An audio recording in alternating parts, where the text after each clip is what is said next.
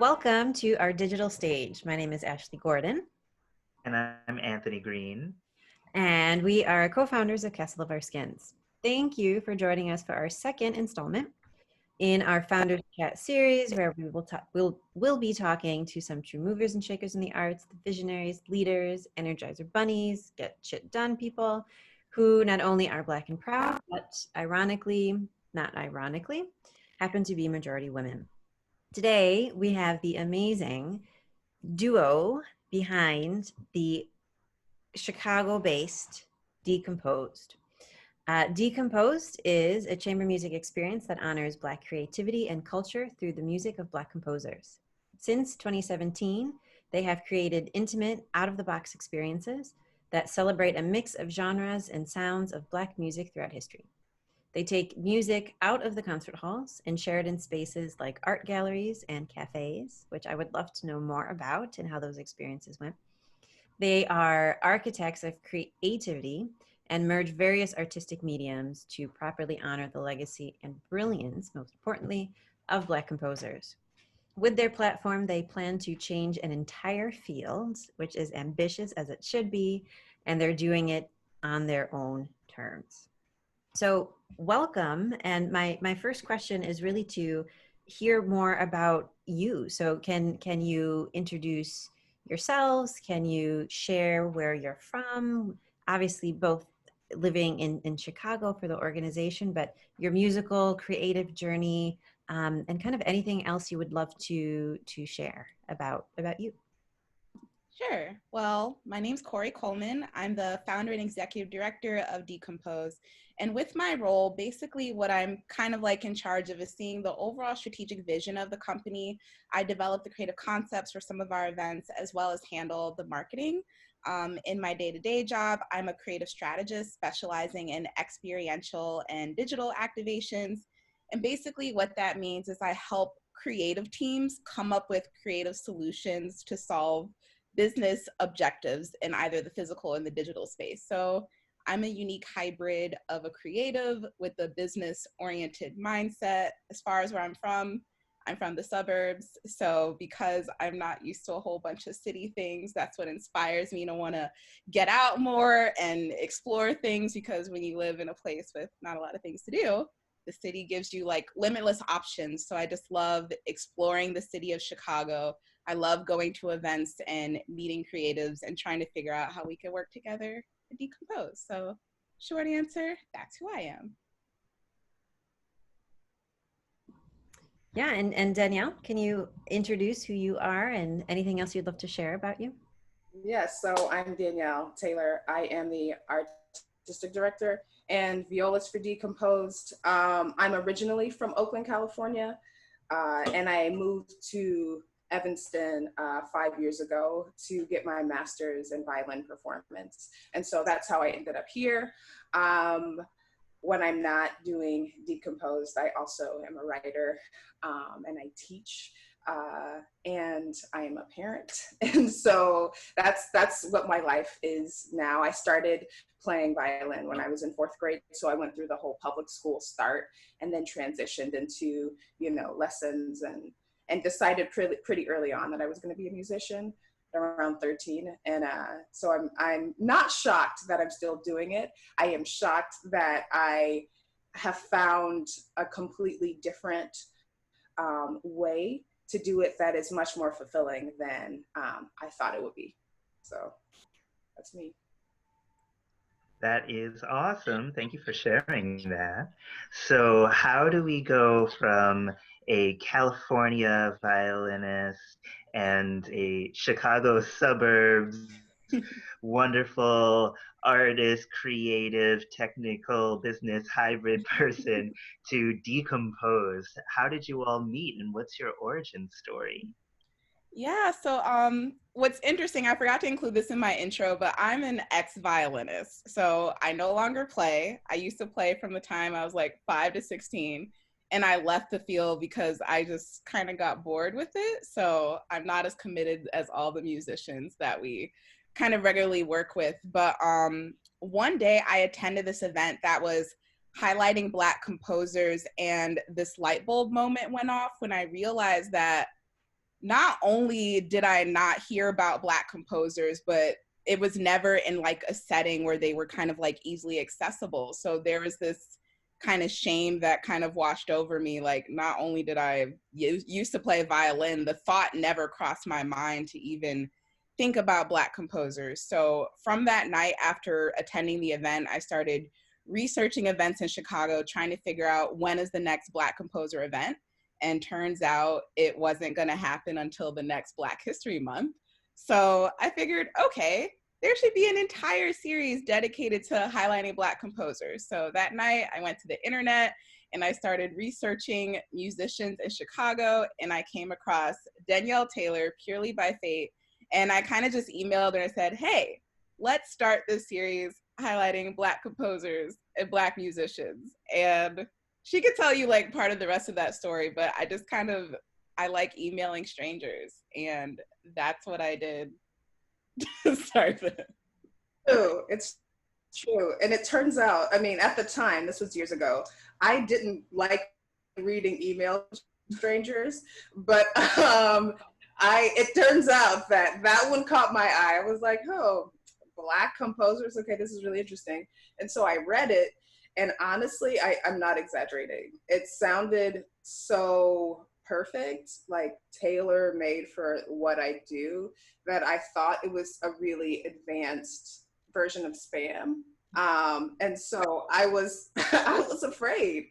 And so I said, okay, this name sounds real. Okay. And so I did my own Google search to make sure Corey was actually a real person, because it was too good to be true. And Corey's a real person. And so I responded, and it was immediately, I think we talked on the phone shortly after, and it was born in the first conversation. That's really amazing. Between Anthony and I, we went to school together, we performed together, we had lunch and all sorts of things. We were friends and humanly connected first before we figured it, well, maybe we can do something like Castle of Our Skins, right? And literally strangers coming together through an advanced spam email, coming together and forming this amazing organization. Have you found that it was difficult to do the human to human, okay, who are you, my name is, building as well as building the organization?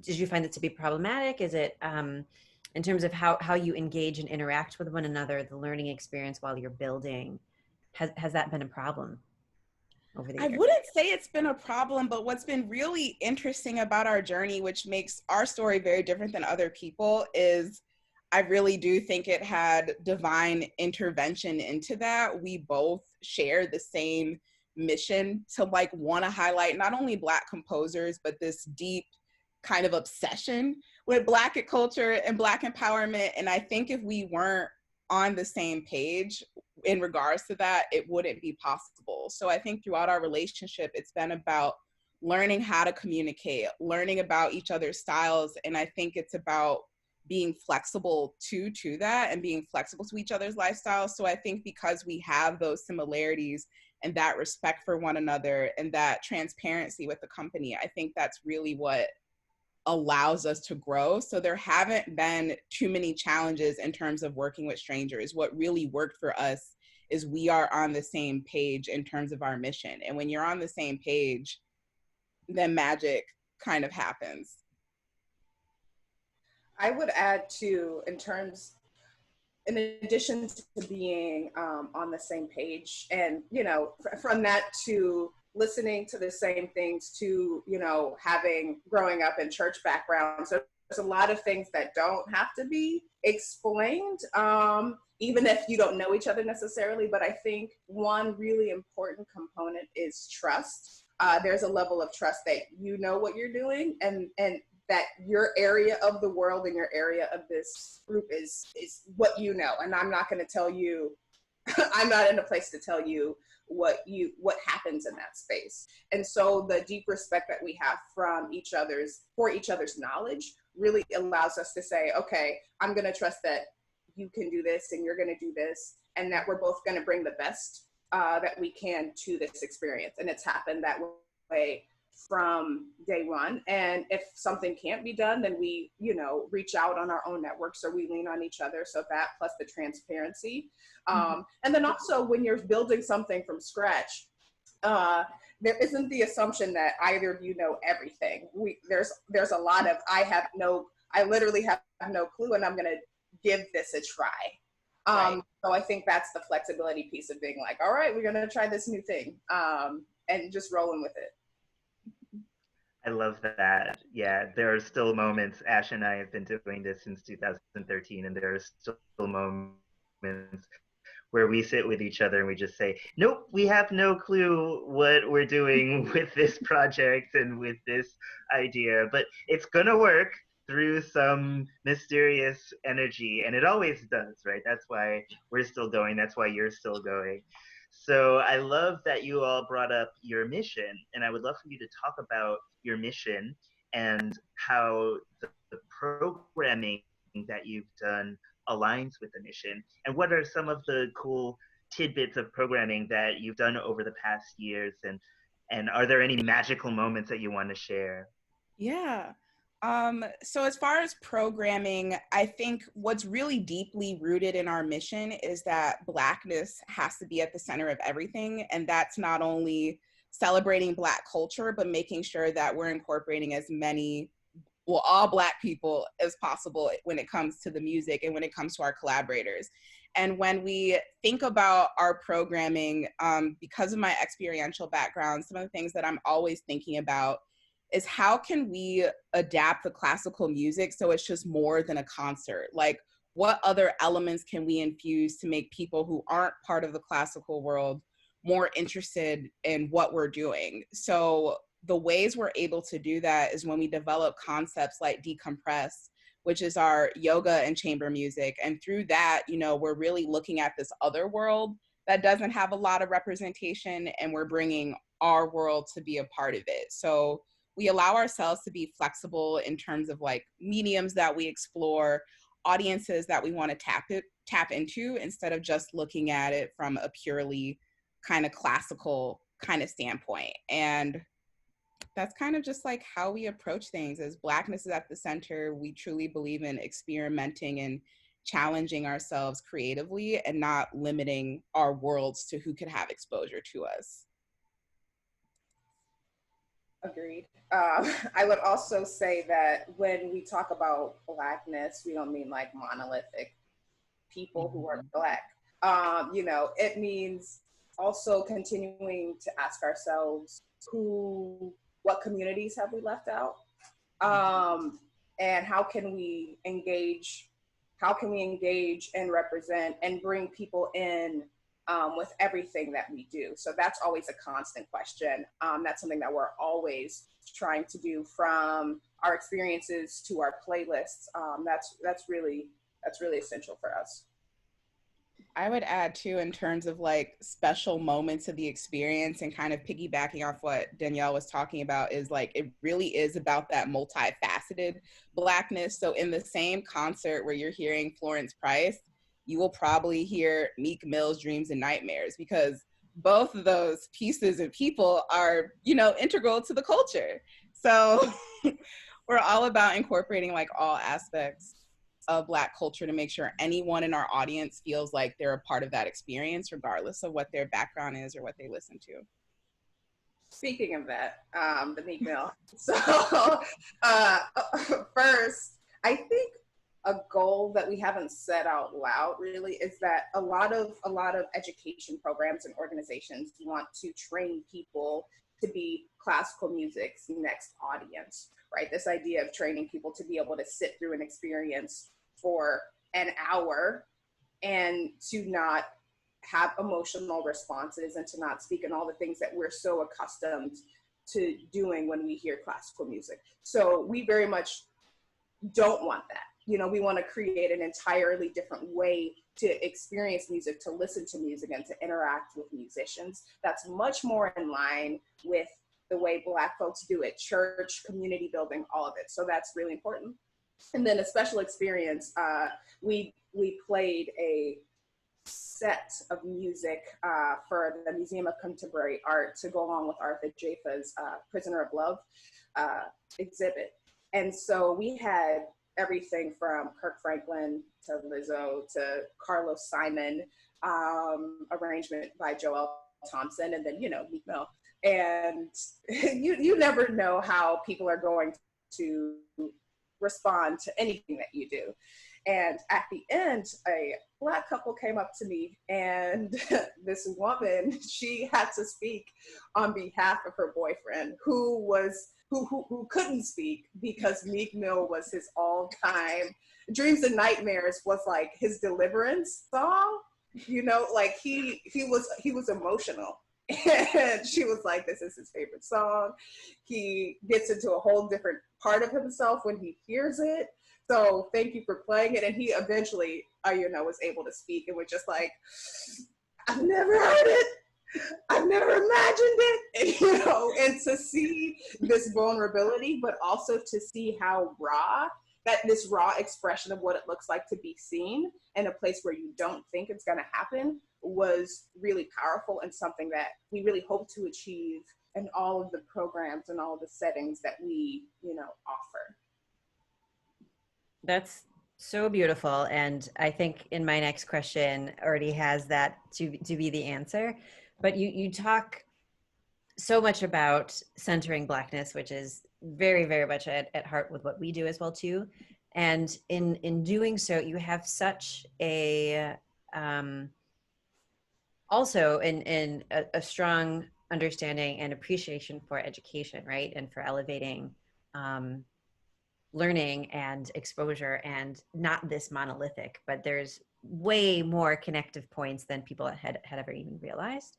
And that you had referenced with obviously your programming and the playlist, the LGBTQ plus playlist that you have, which we've shared. So hopefully people listening and joining in have listened to. Your new coloring book, which we also put in our Kids Corner newsletter. Check out, you know, Decomposed Coloring Book.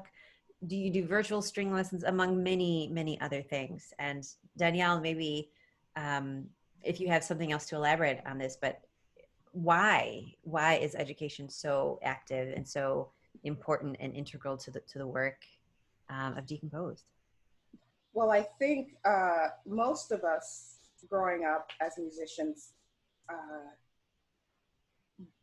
believed that we were the only one, or maybe that Black composers didn't exist, or that Black musicians didn't exist, and that it felt out of reach. I know in a lot of ways it felt, even though I wanted this career so bad, I couldn't imagine it. Like, I couldn't physically see what it looked like for the majority of my development.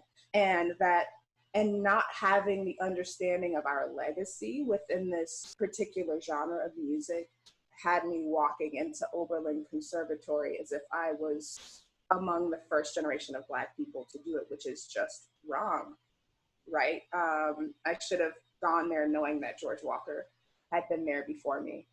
And I should have gone there having known his works. And so many other, you know, William Grayfield, so many people who went through Oberlin's doors, and so many of the conservatory's doors, but not just the conservatory, so many colleges and HBCUs that Black composers and musicians have helped to build, have created masterpieces while they were there, you know? And so I think about how all the ways that children can see themselves or don't see themselves.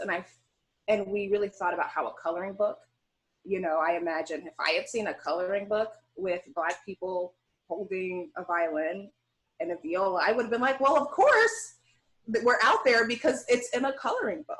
You know what I mean? This is evidence that this exists. So we think about all the ways that people take in information and learn about themselves. And so it looks like a coloring book. It looks like a playlist. It looks like, you know, all the different ways that we try to share ourselves and the brilliance of Black people in the world, really. So it's all education in some form or another. The other thing I would add to that in regards to education is a big part of our mission is also creating our own definitions too. So something you'll notice with the playlist is how we're really redefining who a composer is and what mediums that they're a part of. So we want to show that it goes beyond just classical. You could be a composer that, you know, is in hip hop, that's in R&B, that's pop. So when you're listening to our playlists, we're pretty sure that it's a lot of musicians that you've never heard of or that you haven't been exposed to, but it's really about broadening that definition. So we're also more inclusive to Black people who've been creating music who may not have been traditionally recognized as a composer within that space. So being intentional about our terminology and how we're redefining it to make room for Black people and Black culture is also a big part of that education. And then, sorry, in the future, we're hoping to be able to, when we can be around other people, to do more residencies in school, because just to be able to be in person and to teach children who don't feel like they have to prove themselves or don't have to worry what you see in them, and to know that like all we see in them is their potential. And nothing else. I think there's very few things more powerful than having a teacher that can help you dream bigger. And so that's going to be an essential part of our education moving forward, is really being more hands-on with students across Chicago and, you know, maybe in other places. That is so beautiful, this line. There's nothing more important than a teacher that can encourage a student to dream bigger. And this is a message that should be just shouted all over the world right now, especially while we're all in isolation. We are dreaming and we should be encouraged to dream bigger. So thank you so much for saying that so eloquently. So how did Decompose go from an anonymous email to a stranger to where you are today? What was that journey like? And were you surprised about this journey? Were there any unexpected pleasant events that have happened during this journey? And where do you see yourself as Decompose, the entity, going within the next 5 to 10 years?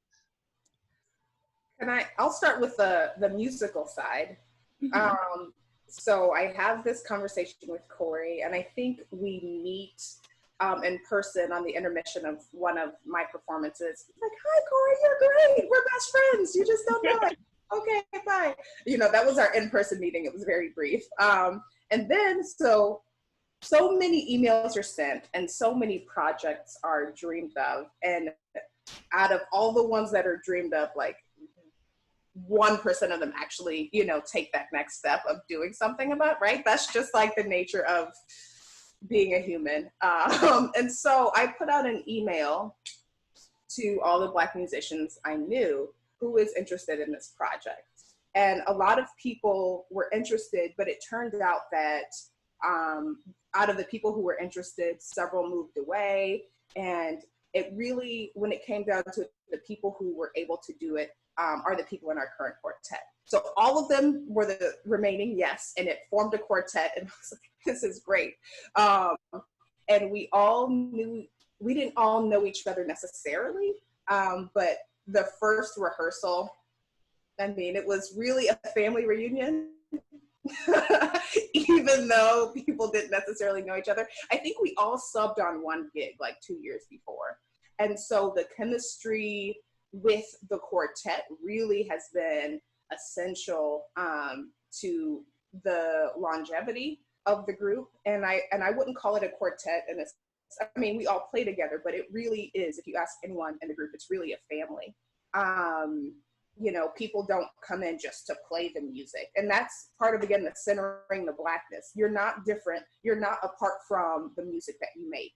You know, if you come in sad, if you come in with something heavy, you know, somebody will sit you down.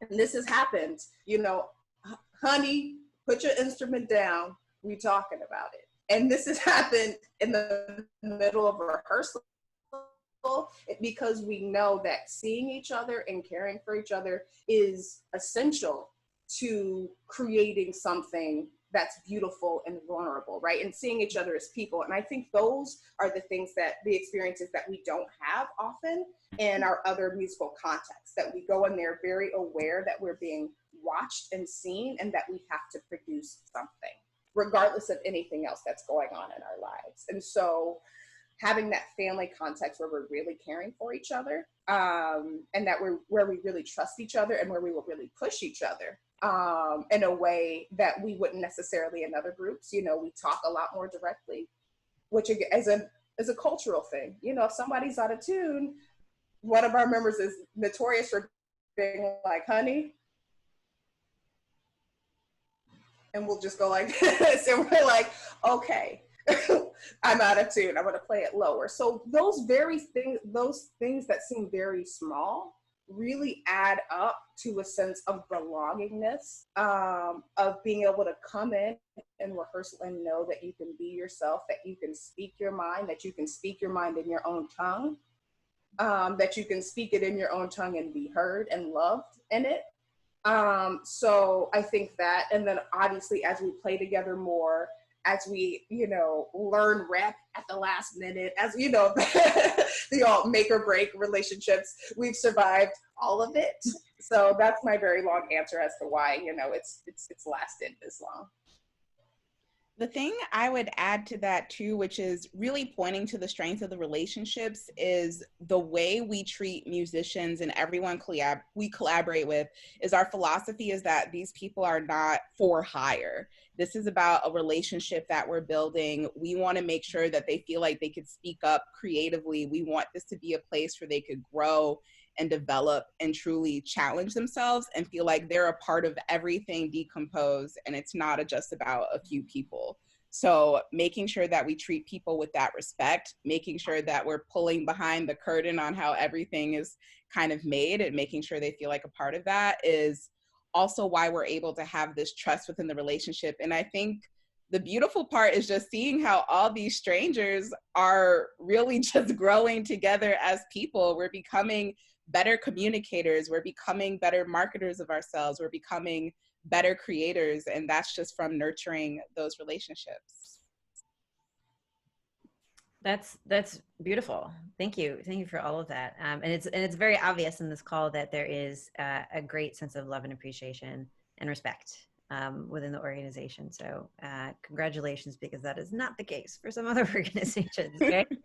I'm wondering if, I mean, racial pandemic, health pandemic, all sorts of things going on right now, and it's very uncertain to speak with any kind of clarity. But I'm wondering, Anthony had asked about future, so I'm wondering what that looks like for Decomposed, and if, given the especially racial pandemic, if that affects your programming and language and decisions that you would have been doing this upcoming season or seasons in the future, and shifting gear. Like, can you talk a little bit about what's on the horizon and what's influenced what's on the horizon for you?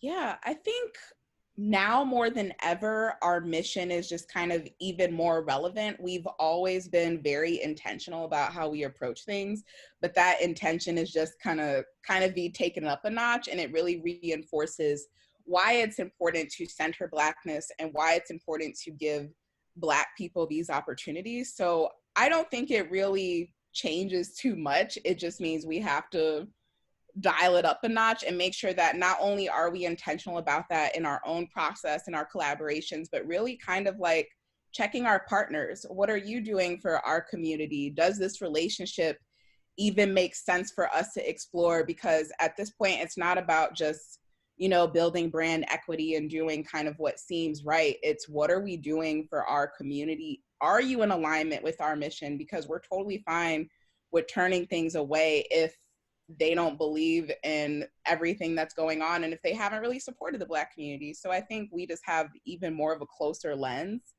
on those things going on. So just more intention times 1,000. And I think moving forward, again, everything is in the concept phase because no one knows exactly how we're going to be implementing anything at any point. But I want to just echo what Corey is saying, that Decomposed is ultimately a celebration of Blackness, and it's a celebration of joy, and it's a celebration of perseverance. And I think that as everything is happening, we're still holding on to that. That is still the fundamental truth that we want to hold on to. And within those things, there's also pain, and there's also tragedy, and there's also upheaval, and there's also redefinition. But I think, our central messaging is gonna remain what it is, because especially as everything unfolds, we don't want to forget about joy, and we don't want to forget about creativity, and we don't want to forget about brilliance and legacy. And so we're going to keep, going down that lane and try to, now that everything has gone virtual, continuing to redefine how we can share those things so that they, can reach more people. And so, Ashleigh and Anthony, thank you for this opportunity so that we can hopefully, share more about what we are and what we're doing, and, Black composers and artists. Yeah, it's super important to support each other, especially during this time when people are at home on their laptops looking at ways to support the Black community, especially in classical music right now, or in music in general. So thank you for coming on and agreeing to do this interview with us. So I would love to ask you a question just about Chicago. I am a big lover of Chicago. I remember reading about how the brownie was invented in Chicago, and dragging Ashleigh to the Palmer House to get a brownie from the original recipe. I think of Chicago. It was good. Oh yeah, it's amazing. I think of Chicago, I think of the Marina Towers and Cloud Gate, and the tensions between the North Side and the South Side, but the beauty that's created in the Black communities, CBMR, and unfortunately the kind of tragedy that happened with CBMR, but also this vibrancy in the theater scene, in the Black vegan scene in Chicago. I mean, Chicago is such an amazing city. And I tell all of my European friends who've never been to the United States, they all say, I want to visit New York. I say, no. You need to go to Chicago because it's so much better. It's so much better. I know I'm probably just making so many people mad right now, but it's the truth. It's the truth. Right? So with that said, I would love for you to talk about how Chicago and the Black communities in Chicago, the music scene in Chicago, has all helped you form a synergy with Decomposed, and how Chicago you are. You want to talk about the music scene? Oh, you can get started. Okay. Yep. I'll talk about the creative scene. So I think what's really important to know about Chicago is this is a city that's really built on community. So you can't just come in and say you want to work with someone. It's about building that relationship over time. And I think that's like one of the key kind of like definers. Like when you're in the city of Chicago, it really does become a family of artistic, creative, and community. And you have to show up for other people. You have to support other people in order to make those relationships work. So we kind of have like our own microcosm, but this is also a city that's built on resilience. Like even with everything that was going on, we were really seeing the South and the West sides taking care of each other. And that's how we approach like how we're going to engage and interact with our community. You can't just kind of come in and leave. You have to be a part of it by going to events, listening to the community leaders, and seeing what they talk about. So Chicago to me is a relationship that can't be passive. This is a relationship that in order to grow in this city, we have to be incredibly active to the people who've been here, being open to opening our doors to letting other voices kind of like have a say in what we're doing. And that's the only way you could really survive in Chicago versus I think like other cities. Like you won't survive if you're not die hard for this city and for these people. Look, I'm gonna be real. When it comes down to it, I'm very new, you know, and in the lifespan of a person who is related to Chicago, like only having been in the scene for a few years. Definitely it's the relationship building, but also there are so many different types of musical cultures in Chicago, you know, from house and like not only like the different mediums and genres of music, but the generations within those. I mean, even looking at house, I have, you know, people who 40s up, they're like, you know, the original house heads versus the new house heads. You're like, I don't know anything about it. I'm gonna take a step back, you know. And then there's the jazz, you know, scene, and then there's the heavy gospel scene.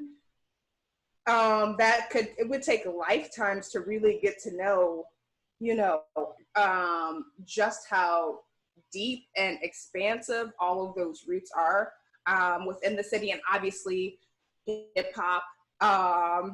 So I'm still a student. I'm still learning what's here, and I will never say that I know Chicago because I'm a foreigner and I wouldn't be accepted anyway. I'm not, you know, I'm from the West Coast, but I have I am always amazed at how much more of Chicago there is, whether it's musically, whether it's culturally, whether it's the size of Chicago.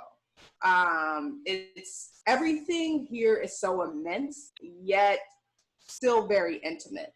And I think that, you know, as we spend more time as a quartet exploring Chicago and finding our footing in Chicago, we'll be able to engage with even more intimate relationships in different communities.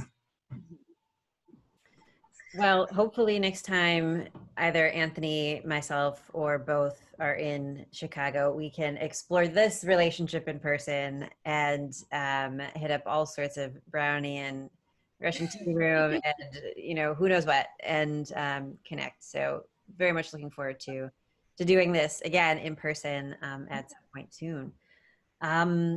This has been such a great conversation. Again, to echo Anthony, thank you so much for joining us.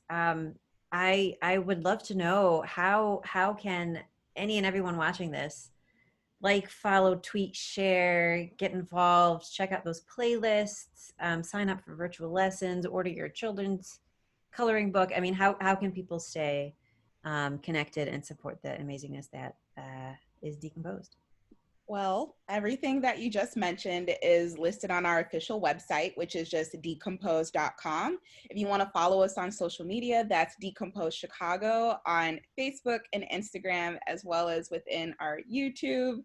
You can sign up for our newsletter so you don't miss any updates about events coming on, playlists. We're on Spotify. If you just type in Decomposed, D-compose, we should also show up there. But yeah, those are the best ways to reach us. Buy a coloring book. We have very limited supplies, so those will be gone soon. So get on that, please. Great. This Awesome. again has been really amazing, and till again sometime very soon, and hopefully in person. Thank you so much for joining us. Thank you for having us.